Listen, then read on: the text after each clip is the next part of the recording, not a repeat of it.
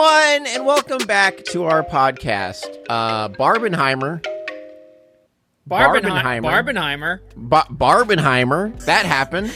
That'd be so funny if like the entire hour is just it's just Barbenheimer. I was just saying that over and over. Yeah.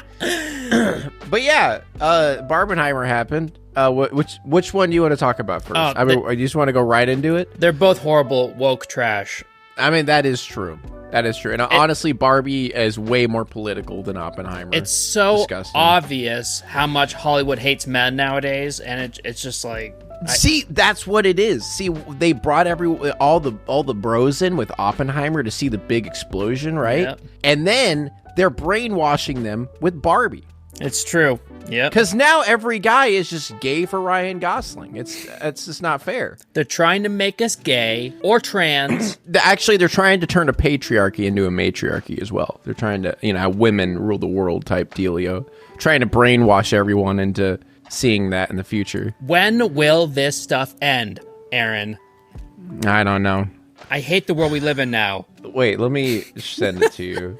I sent it to the Discord. I want to read this. So this is a flyer that someone in my Discord apparently found at a showing of Barbie. It's the craziest thing I've ever seen. Oh no, yeah, I saw that. Yeah. Warning! In 3 exclamation points. Do not bring your children to see Barbie. According to Movie Guide, there is a clear agenda which shows that studios continue to neglect the safety of young children and disregard the biggest audience in cinema. Families. In a recent interview with Harry Neff, a transgendered woman who stars as Dr. Barbie, confirmed that the movie is an exploration of femininity and sexualization with a clear gross agenda in mind to push sexuality onto children. How could they do that? Now, honestly, when I left Barbie, I was horny. I mean, all I could think about was Ryan Gosling's tits. Like, that's it. They're not wrong about that. I was so horny for Ryan. But anyway. I couldn't help myself. Gives you a boner and you can't help it. And Alan. I was all about Alan. It's candy with a little poison, and that's what I like, Neff told Out of Barbie. Other issues the movies include little girls smack their baby dolls in the movie and say, girls don't have to be mothers anymore. Do you remember that part? They don't do that, but okay.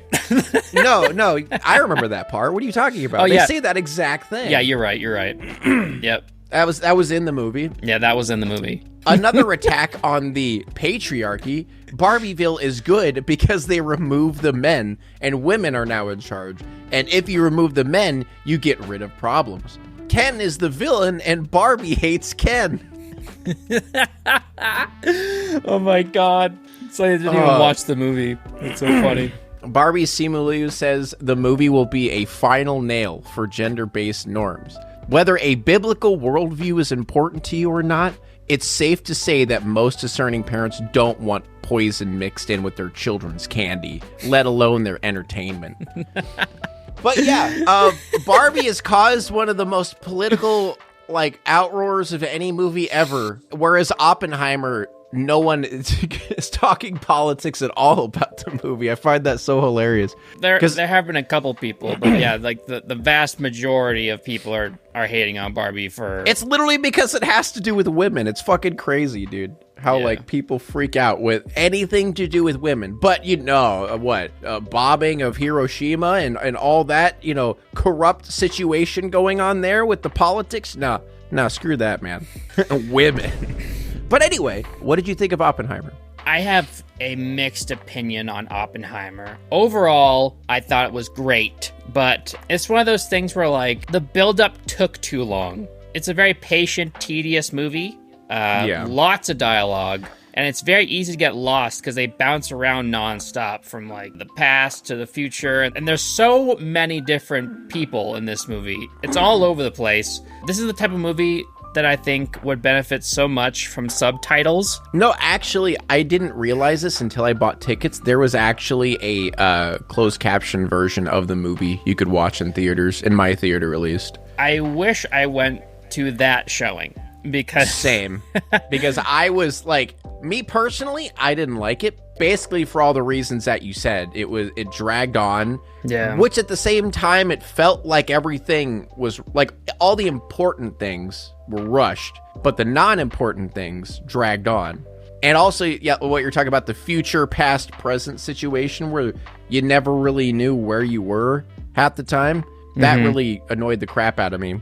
There is good moments in the movie. Yeah. But it just took way too long to get there and was overshadowed with all the boring stuff that I didn't really care for.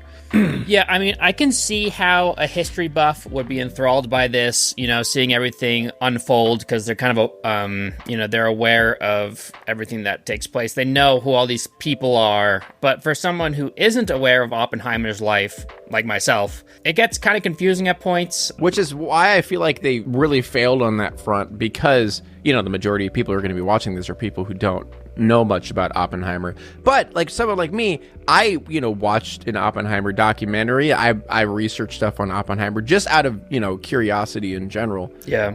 Like way before the movie. Honestly, I feel like I didn't even learn that much more than I already did know, and the stuff that I learned was just stuff that didn't matter. Mini spoiler here. Anyone else hate the jump scare sex scene? The jump scare sex. Do you not? I don't remember what you're talking about. Jump scare? Yeah. That I thought it was a jump scare because they were just chatting and they were just looking at each other, and then boom, they're banging. Like just boom right there.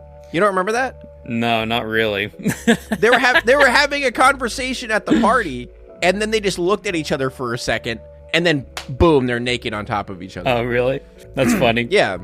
Was it accompanied by one of Nolan's loud bangs that he likes to use? Dude, I wish. It literally made me jump because I was just like not expecting boom, sex. I thought they were gonna like kiss or make out or something. Is the same? This is the scene where he says the line. Yeah, he says the line. Oh man, I thought that scene was silly. I hated that. That scene was so dumb, dude. I feel like it really just ruined that line. It did. It cheapened it, They should have said the line one time. Yeah. And it should have been when it was said during the atomic bombing, like the test. So I hated that they said it multiple times, first of all. And second, that they said it during a sex scene. What made it so dumb to me, like, if they wanted to include it in that scene, whatever. But the way it was done was so dumb. She walks over to the bookshelf randomly, and she picks out a book. Like, they're in the middle of banging. Like, who does that? Anyway. Yeah. She goes over, she picks out a book from the bookshelf. She brings it over. She's like, you can read Sanskrit? And he's like, yeah, I can. And she's like, oh, cool. She opens to a random-ass page, and she shows it to him, and she puts his ding-a-ling back into her ving-a-ling, and then they start banging again. And she's like, now start reading. And he immediately says the line. It's not like he gets to it, The first thing he reads is, I am become death, destroyer of worlds. Yeah. Like, what? It's so dumb. And this could have easily worked because, I assume with the history he got that line from her, but he could have easily just got that line from her while not having sex. Yeah, yeah. Like, the sex thing was just so stupid. Yeah, like that made her come or something. The fact that he was able to read this shit. So weird. Yeah. I don't know. It could have been done so much better, that one part. And I thought it was so dumb. Other than that, though, this movie is so freaking good at points. Like, some of the best Nolan has ever done. The way he conveys anxiety and dread without saying a single word is insane. The applause from the crowd, like the stomping, and he uses it before you ever see it happen, so you're not sure what's happening. Yeah. And then the reveal happens, you're like, holy shit, it's cool. I like that. That scene was definitely the best scene in the movie, but everything else, not so good. That's how I see it. There are moments where I was invested. Yeah. And then it just loses me. And then I'm a little bit invested again, and then it loses me again. I feel like that should have been the climax and the ending of the movie, in my personal opinion. It felt like the climax to me. Like, it felt like the movie was getting to an end at that point. But then it goes on for another hour. In the beginning, parts of the movie, they did establish the whole Strauss thing, you know, with RDJ's character. I honestly didn't care for that storyline at all, which a lot of people were like, you know, yelling at me for, but I just didn't care for it. Comparatively to the bombs, obviously, it's less enthralling. Yeah, exactly. It's like we're watching Oppenheimer. Like, yeah, it is interesting to hear how he got screwed over. Yeah. And stuff. Yeah. But it's like, this movie should have just mainly focused on that, because that part... Also, I didn't care for Robert Downey Jr.'s character. Like, I didn't feel like he did that good of a job, and I just didn't like his character. But, I don't know. I thought he did good, but... you know who I didn't think did good was Matt Damon. I thought his character was just, like, out of place. He did seem like just the angry, stereotypical drill sergeant type of guy. I'm also not too familiar with the real-life people, so maybe... See, that's my thing, is I'm like, okay, maybe he did do a great job, but just, like, that's just what the character is like. They found someone who looked... strangely similar to Einstein, which I thought was crazy. Like, that guy... Oh, I agree, holy shit. yeah. I was like, damn, that's Einstein. Like, right when you see him, you know who it is, you know? Like... Yeah. I did not expect him to be there. I'm not gonna lie. I wasn't expecting to see Einstein in the movie. I did love the ending of the movie, but I agree it did drag quite a bit. And I wouldn't blame anybody for being bored to tears. Like, if they weren't interested in history or anything like that. I think the movie suffers because it's way overhyped. Some parts feel pretentious. And I don't know, it honestly feels pretentious just to, like, go around bragging that the movie's the greatest masterpiece of our time, when, like, 70% of the movie is boring as hell and there isn't much going on.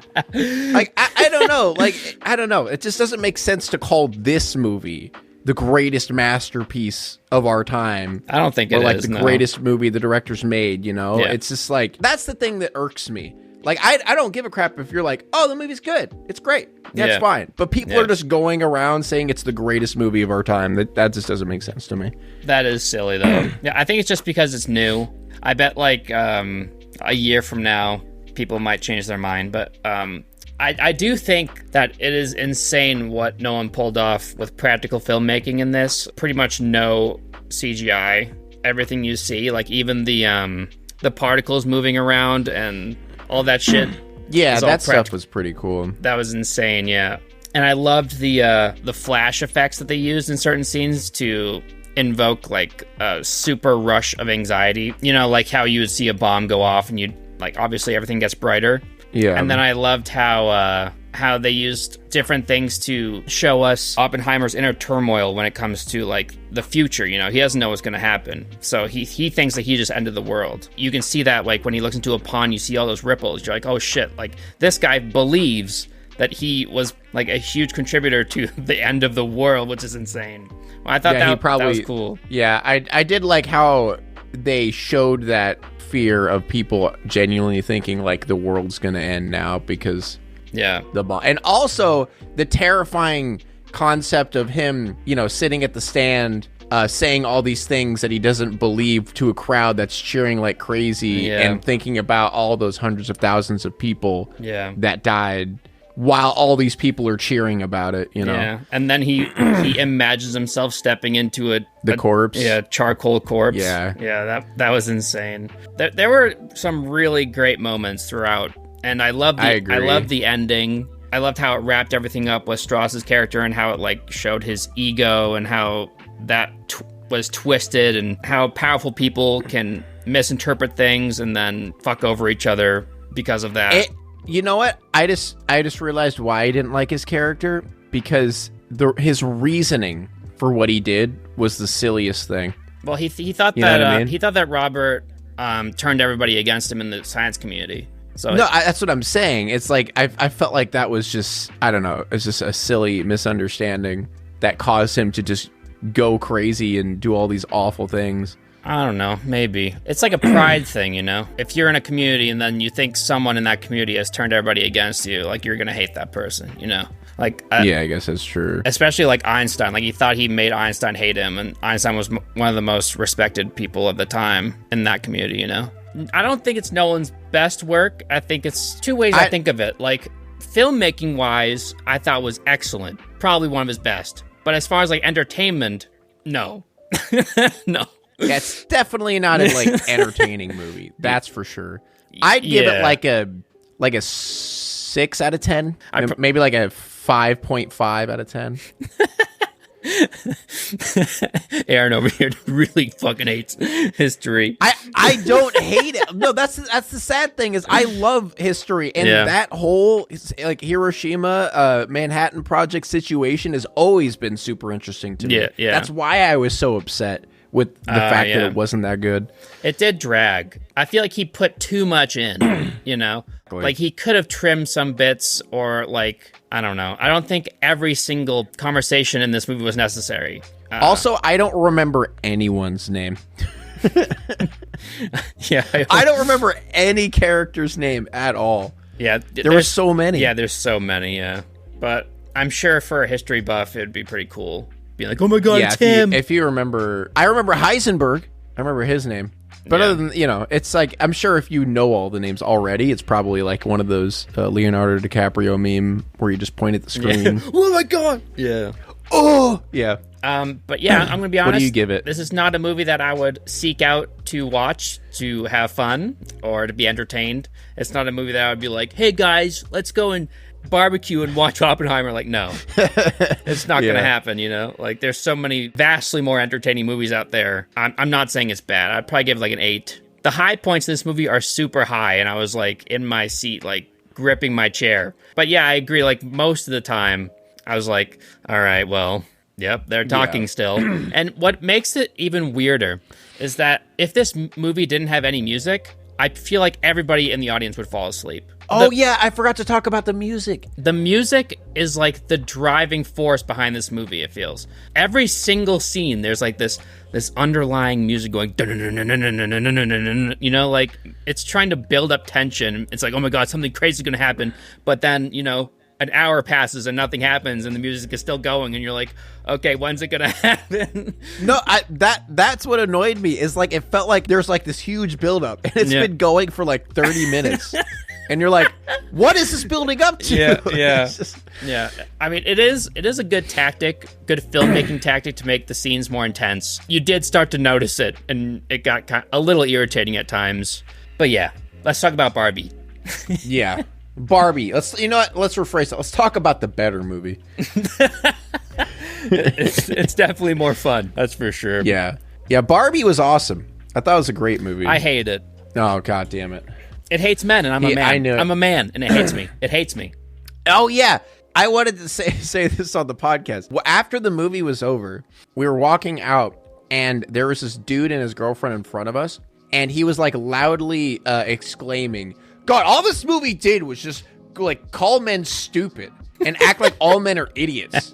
And then his girlfriend's like, well, no, it's more about like being yourself and like men and women don't have to conform to the stereotype of what they are, just be themselves. He's like, no, it made all men look stupid. And they were like loudly arguing. I felt so bad for the girl because you could tell she loved the movie. And this dude was just like being a complete asshole in front of everyone. Mm-hmm. That's how a lot of bros think the movie is. They think it's like calling men stupid.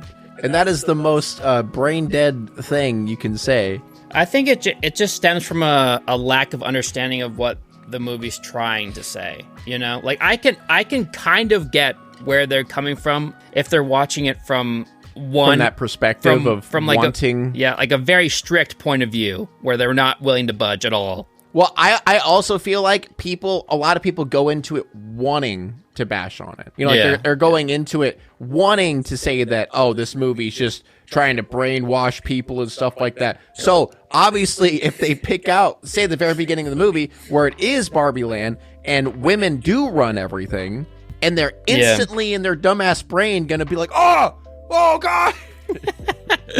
The thing is, the people who hate this movie, they see Barbie Land and they think, oh my God, this movie is telling me that Barbie Land is perfect land and the real world sucks because it's ruled by men. And that's all they take away from the movie. You know, that's all they take away. Which is funny because at the end they're saying that Barbie Land wasn't good that way. That's literally what it was saying. Yeah. Like the end of the movie, all it talks about is men and women both need to just find out what they like and do their own thing. They don't have to conform to whatever media tells them to be, or like the stereotype of a man or woman. You don't have to be that.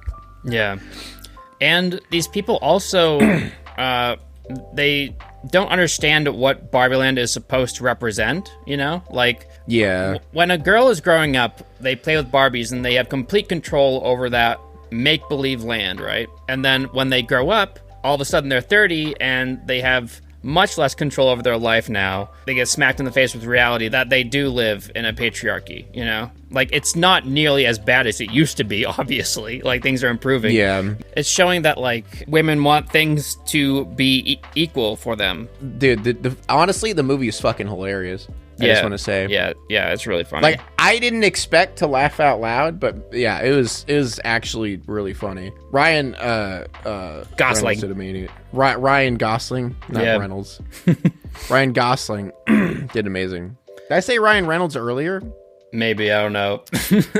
I hope I didn't. But yeah, Ryan Gosling did amazing. Yeah. So did all the Kens, and so did all the Barbies. Honestly, everybody did a great job. I was laughing my ass off throughout the whole thing. I thought it was so funny. Like, some of the jokes are kind of, I don't know, they're kind of weak, but they still got me. Like, the whole, I'm going to beat you off, bro. Yeah, the beats you off. Like, that shouldn't have made me laugh. But in the context, it made me laugh. Yeah, because they're really Barbies. Silly jokes. Yeah. It's obviously supposed to be an exaggeration of the real world, you know? When Barbie goes to the real world, she's instantly harassed by, like, 20 men. Like, that won't happen to normal people, you know? Like, this movie is supposed to be an exaggeration. If you are dressed how Barbie is dressed in that situation, yeah, you probably will. I don't think so. You could dress however you want. You walk down the street, you're not gonna get harassed by like 20 guys in a matter of like 5 minutes. It just doesn't make sense. Get your ass smacked.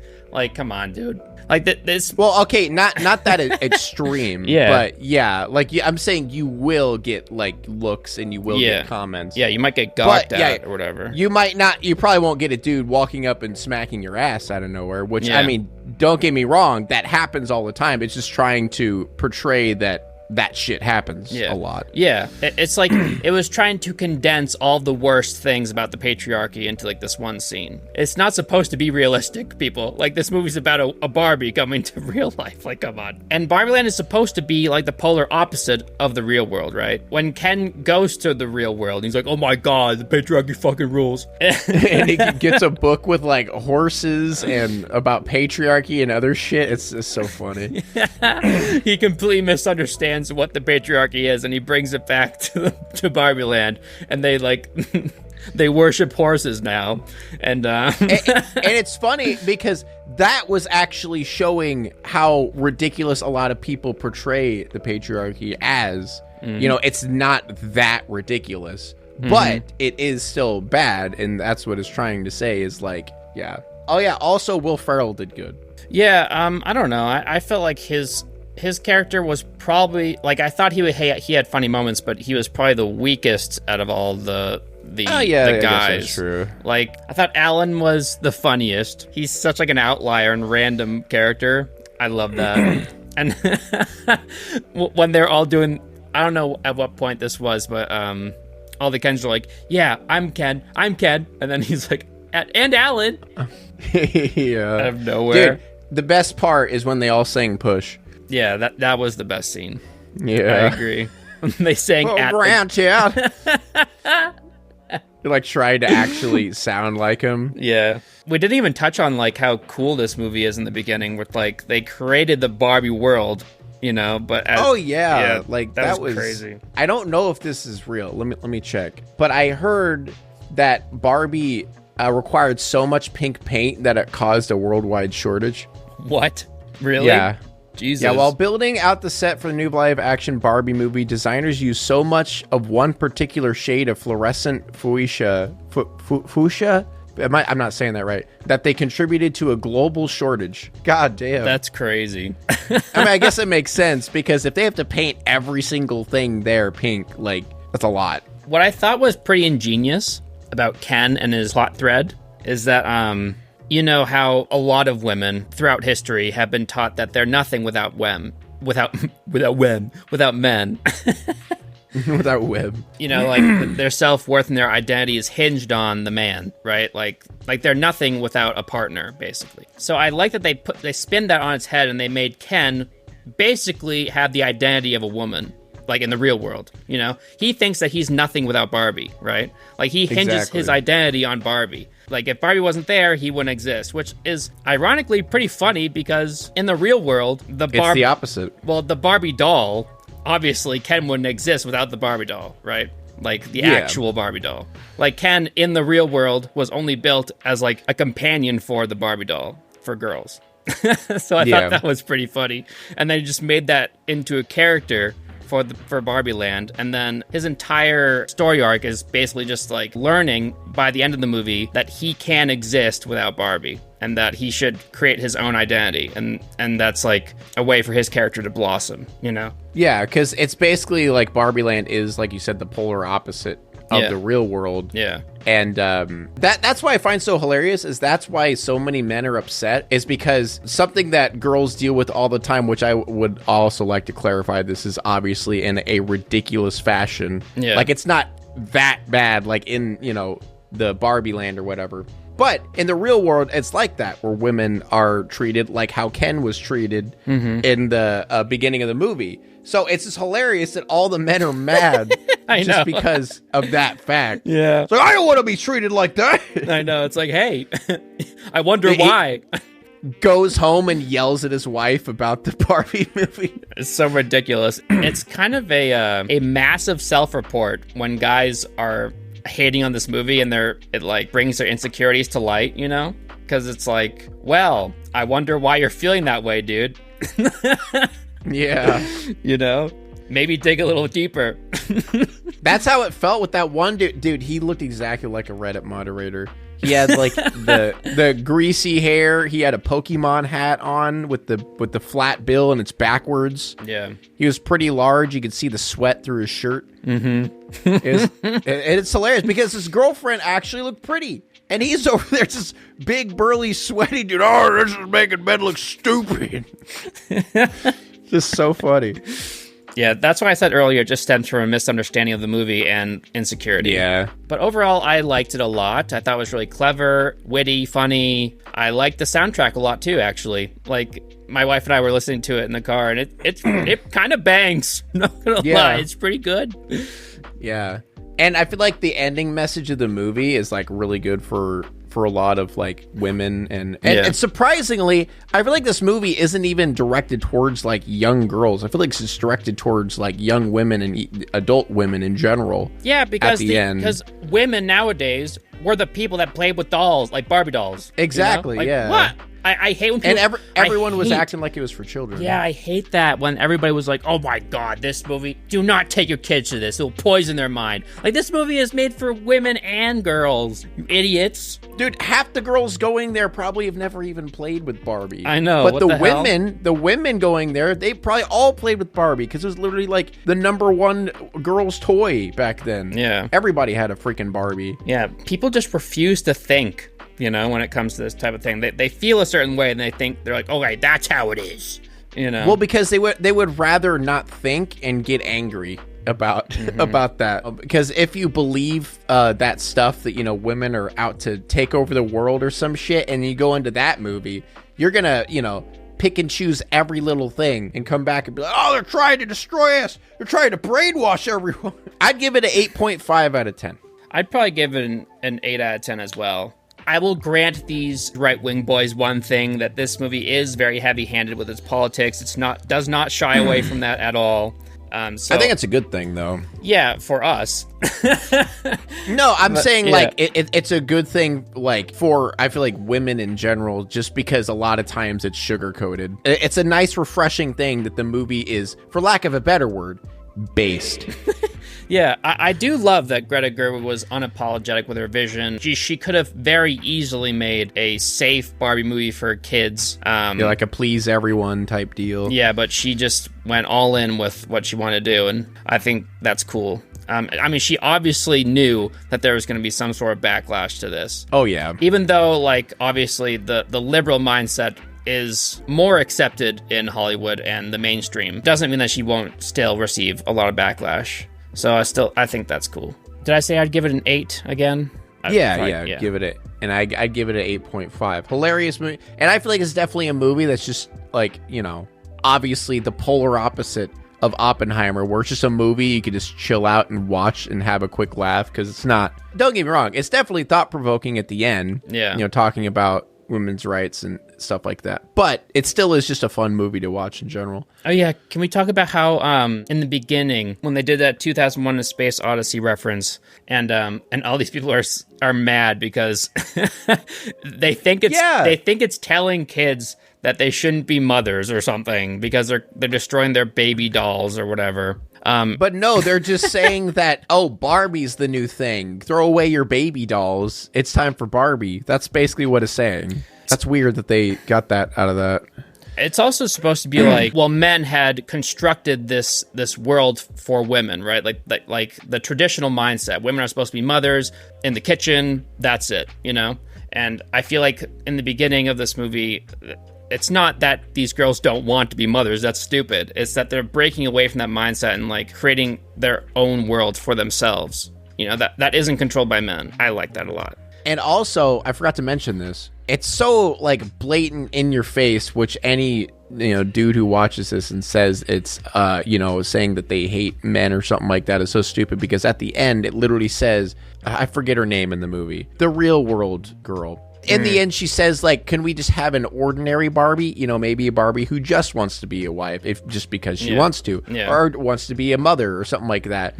And so it's literally saying at the end, you could still be, you know, that just a wife and a mom if you want to. But the thing they're trying to say is it's your choice to do what you want. You don't have to do it because everyone else tells you to or something like that, you know? And that's reflected in Ken's character, but everybody thinks that the movie hates Ken. It's so weird. Yeah, I know. People just refuse to look at nuance anymore. It's so stupid. Yeah. And then at the end of the movie, they said the Kens won't control Barbie Land, but now they'll have like the same amount of power that women have in like the real world or something to that effect, right? I thought that was nice, because I think it'd be really stupid if it was like, you know what? Barbie Land will be an equal place for Kens and Barbies. That's cool, but the real world is still fucked. Yeah, like, I'm glad they actually showed that, like, this is a process. Yeah, this isn't something that happens overnight. Yeah, I love that. Like, I watched Ben Shapiro's review, and like, oh man, I'm so excited to watch all that. I watched like the first 2 minutes, and I was already dying laughing. It's so funny. He's so mad. He made that point. He was like upset that at the end, Barbies and Kens weren't equal in Barbie Land, and I'm like, you totally didn't understand the point. And then he got mad that there's a trans Barbie. Like he was upset that the trans Barbie had a voice that was lower than his when he sounds like this. Dude, he has like the most, for lack of a better word, like beta male voice ever.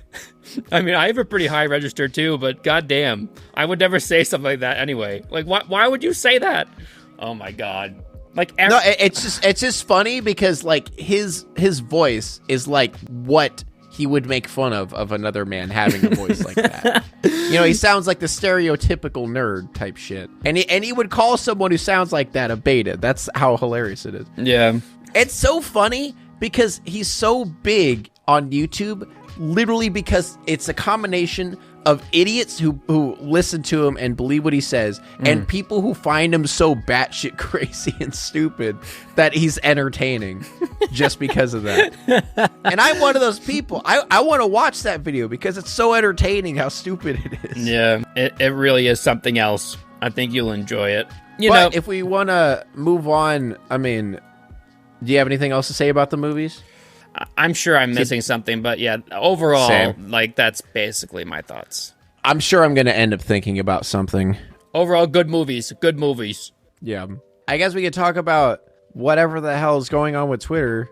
You mean X? Yeah, Twitter. Is it called Twitter X or is it just X? Just X. X.com. It's literally X.com. God, Elon is so fucking dumb, man. I don't understand. What makes this so funny to me is how he had the perfectly branded platform, you know? Like Twitter, tweets, retweets, And he's going to try to change all of it. Like, what? It's been perfect. ingrained. I know.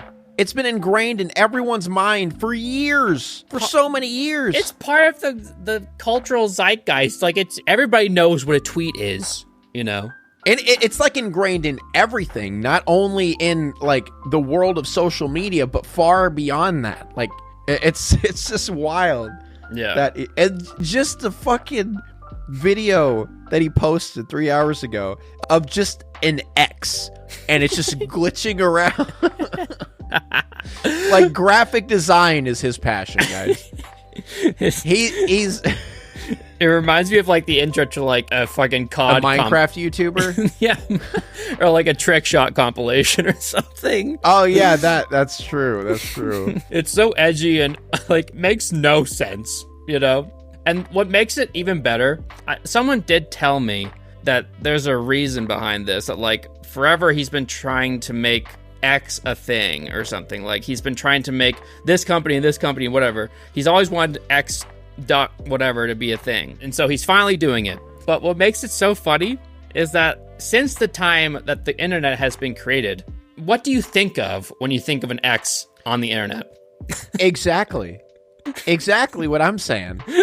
Like everyone is just making porn jokes now. Yeah. Because it's like, oh yeah, let me go head over to x.com. What the fuck are you watching over there, man? I can't wait to watch some X videos on X. Yeah, dude. Next he's gonna buy X videos. Oh my god, he probably will. He'll probably spend another will. He'll spend another like $8 billion to buy that porn site. Just like, oh my god. Like, there's got to be some sort of reason, right? He explained that Twitter was acquired by X Corp, both to ensure freedom of speech, of course, and as an accelerant for X, the Everything app. This is not simply a company renaming itself, but doing the same thing. What? Yeah, and apparently X.com is a company that Elon founded 24 years ago, and he's just realizing that with Twitter. He's like rebranding it, turning it into something new, which is dumb. Because this is why we need to stop having billionaires. Like, a dumbass billionaire can just buy one of the biggest websites on the platform and just make it his personal MySpace. Like, it's so stupid. Maybe you know, I feel like buying Twitter today. I think this is a blessing in disguise. Maybe Elon is what we needed all along to break Twitter down into something unusable so nobody's on there anymore, and we can finally spend time doing things that make sense. You can subscribe to people on Twitter now for $4 a month? Yeah, you can see their epic hidden tweets. Why? What the fuck? Now we're just gonna put everything behind a paywall, even social media? I know. Oh my god. It's so dumb. Like, you know when you click on a news article on Twitter and it brings you to a paywall on their website and it's like, oh, you want to read this article? You got to pay us $5 and you never do? That's what these tweets are. Like, sure, there's going to be some idiots that do it, but oh my god, why would you ever do that? Why would you ever pay for tweets? I mean, to be honest, I don't know why I'm asking that question because OnlyFans exists and there are so many people that pay for that shit. So, whatever. I mean, literally in the future, everything's going to be behind a paywall. Like, every big company and billionaire is going to try to find some way to put a paywall behind something that shouldn't have a paywall. What the hell can you possibly be tweeting that's worth $5? What? No, nothing. I mean, maybe like... What were... It's literally like the equivalent of paying just to hear someone say one sentence. That's it. That's literally what you're doing. I mean, it's so fucking crazy. If you have Twitter Blue, you can have quite a long paragraph, actually, Aaron. Oh, okay, fair. You can have a paragraph. All right, worth it, dude. That's what I would do. You know, I do the subscribe thing, and then all I do is just say one word tweets. Yeah, and then people pay for it and be like, "What the fuck?" How embarrassing it must be for people in the future to be paying for X Blue and random Twitter users hidden tweets. Like, you need to have a serious sit down with someone that knows finance because you're not spending your money wisely, my friend. But that's the thing. When you're a billionaire, you don't need to care. You could buy whatever the fuck you want. It doesn't matter. It doesn't even make a dent in your large sum of money that you have. No, I'm talking about random Twitter users that pay. Oh, just random Twitter users. Yeah, oh, okay. that are going to be paying for X Blue, which is like $8 a month, and then paying however many random Twitter users to see their hidden tweets every month. Like, come on, dude. You need some guidance in life if you're doing that. I don't understand anymore. And that's not even putting into account, like, OnlyFans stuff. The things people pay for, like, I mean, there's already, like, how many different streaming services? Like, 20? Dude, there's fucking those NPC TikTok streams now that make ungodly amounts of money. Dude, I'm like struggling right now just to pay my fucking bills, and people are out there popping yum yum yum, yes, and making millions. I need to do that. I need to figure it out. Dude, get with the times, Aaron. Get on TikTok and start doing that. God, I need to. Yes. Like I'm out here working my ass off trying to make like a long form, hour-long video on a movie that no one cares about. Someone out there just popping makes 10 times my income. It's so dumb. What you guys should be paying for is YouTube Premium. Yes, because then get that, baby. Then we get money. Then we get money, and I like money. Get YouTube Premium, yes, and watch my videos, please. Yes, and watch the ads if you don't have Premium. Smile. No one watches the ads anymore. I know. No one watches the ads anymore. That's why we have to do sponsors, you know? Like, it's just Dude, you know what pissed me off? I reviewed a movie, and it had to do with... it was The House. And I reviewed it, and it has to do with materialism. Yeah. And people were calling me out that it had a sponsor in my video. I'm like, bro, I'm talking about greed and materialism, about people spending money on, like, fancy cars, for example. I could barely pay for my house. What do you mean? Well, I guess it depends on what you were selling. Factor meals. I think that's what it was that time. Oh, okay. Yeah, that's not bad. But if it was like, I don't know. Yeah, if it was something a little bit like... It's like a gambling website or something. Yeah, if it was something like that, I understand. But it's actually like a service that I use myself. Yeah, that's different. But I mean, I wouldn't even blame you if it was something else. Like, it's... Being YouTuber is a pain in the ass nowadays. Yeah, because the thing is I'm making money to survive, whereas other people are making money to buy like a Ferrari or some shit, you know? Like, I never, ever. They're overindulgence. Yeah, whenever I see a YouTuber do a sponsor, I'm like, good for you, dude, and I skip past it. Yeah, exactly. And that's what you should do. Like, if I react to shit on stream, I always say, good for you. I skip to their code. I say, get that if you want it, and then I move on. Yeah, that's how it should be. But anyway, I think that's probably a good place to stop. Yeah, I'm upset enough. I think I'm at a good level of upset. I'm very excited. I'm excited to see the comments on this video. Oh boy, it's going to be interesting. Do you think we have any right-wingers? Like super hot takes? Do you think we have any people like that? Oh, definitely. That love the critical drinker and who else? Ben Shapiro. And do you think they watch 100%. I bet we'll get maybe 1 or 2 comments calling us idiots. There's definitely more here than my channel. I think I've gradually had them scared off over time. Do you know how long it's taken me to like shed myself of all the people who subscribe to me for People Ruin Everything? It's still happening. Oh yeah, I can imagine. I haven't made one of those videos in like 5 years, and I'm still getting people unfollowing me and unsubscribing because I don't make them anymore. Yeah. Like, do you guys not get the hint? It's been quite a while. Dude, I literally get people like saying, okay, when's the next FYI? You know, the Fuck You Internet series I did back in like 2016? They're like, hey bro, when do you bring that series back?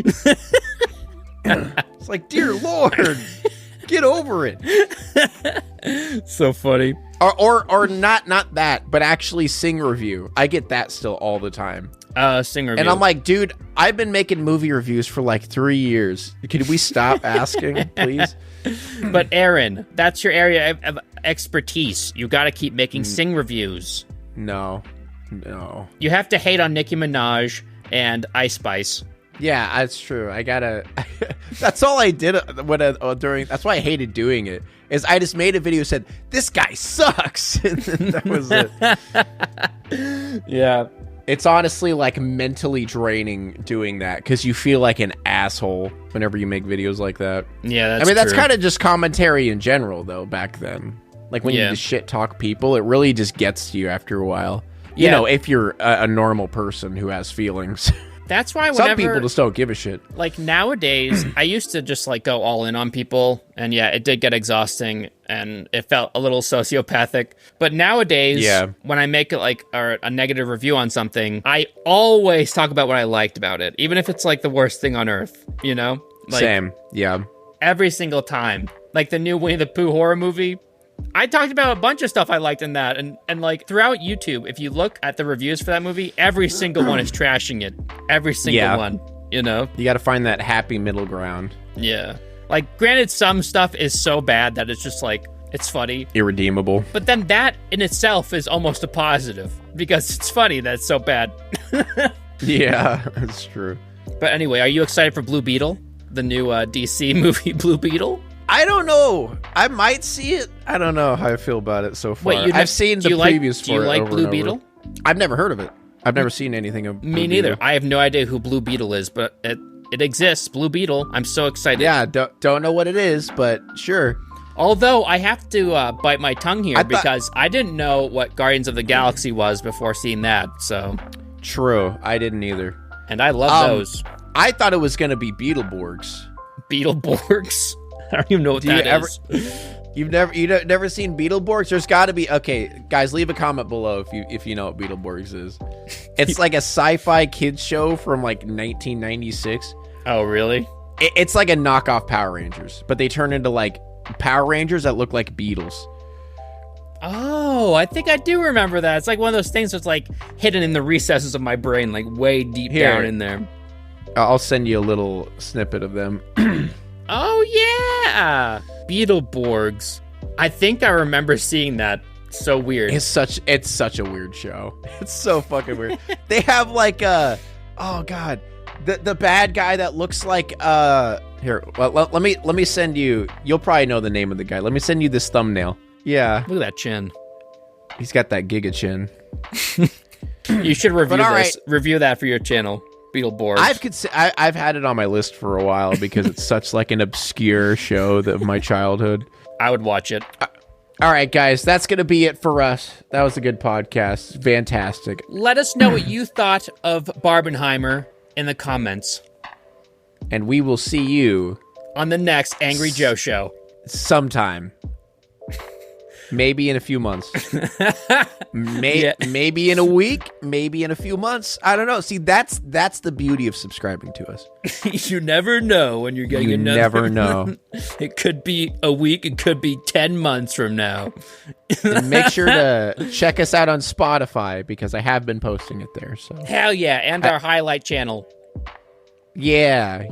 That Aaron will set up for me because I already did. I already did. It's just Alienbacon highlights. Yeah, right? Subscribe to Alienbacon highlights, even though you're watching the same thing twice. Subscribe to Alienbacon highlights. No, subscribe anyway. Do it now. Thanks for watching. Right. Bye.